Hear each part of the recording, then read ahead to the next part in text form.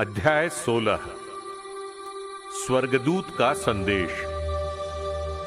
विश्राम दिवस के बाद मरियम मगदलेना, याकूब की माता मरियम और सलोमी ने सुगंधित द्रव्य खरीदा ताकि जाकर ईसा के शरीर का विलेपन करें। वे सप्ताह के प्रथम दिन बहुत सवेरे सूर्योदय होते ही कब्र पर पहुंची। वे आपस में ये कह रही थीं, कौन हमारे लिए कब्र के द्वार पर से पत्थर लुढ़काकर हटा देगा?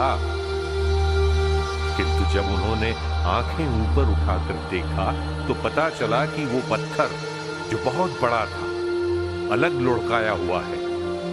वे कब्र के अंदर गई और ये देखकर चकित सी रह गई कि लंबा श्वेत वस्त्र पहने एक नवयुवक दाहिने बैठा हुआ है।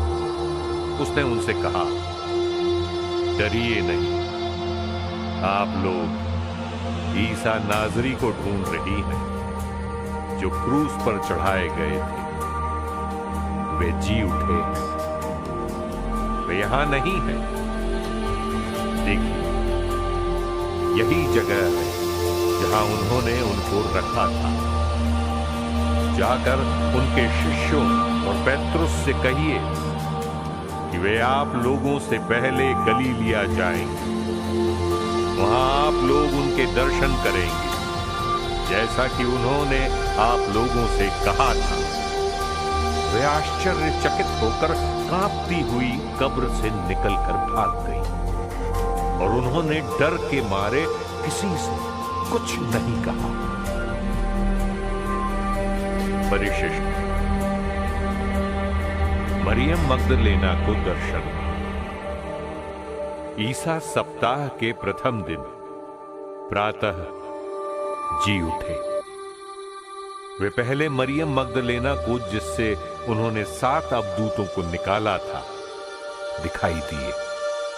उसने जाकर उनके शोक मनाते और विलाप करते हुए अनुयायियों को यह समाचार सुनाया।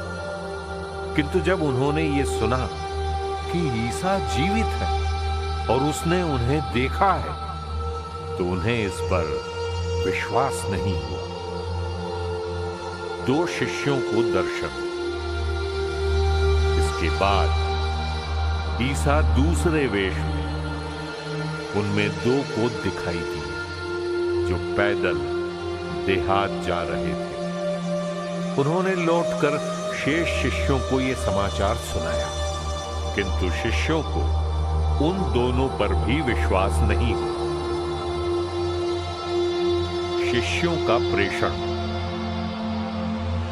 बाद में ईसा 11 को उनके भोजन करते समय दिखाई दिए और उन्होंने उनके अविश्वास और उनकी हठधर्मी की निंदा की, क्योंकि उन्होंने उन लोगों पर विश्वास नहीं किया था जिन्होंने ईसा को पुनर्जीवित देखा था।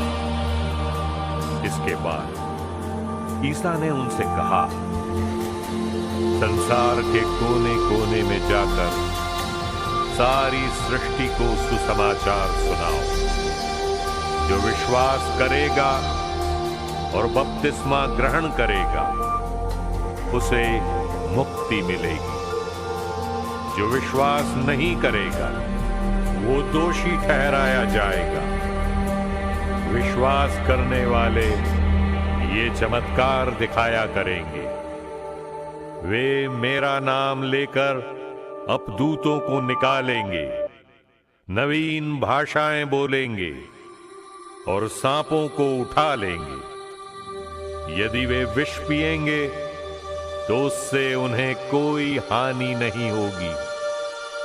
वे रोगियों पर हाथ रखेंगे और रोगी स्वस्थ हो जाएंगे। स्वर्गारोहण। प्रभु ईसा अपने शिष्यों से बातें करने के बाद स्वर्ग में आरोहित कर लिए गए और ईश्वर के दाहिने विराजमान हो गए। शिष्यों ने जाकर सर्वत्र सुसमाचार का प्रचार किया।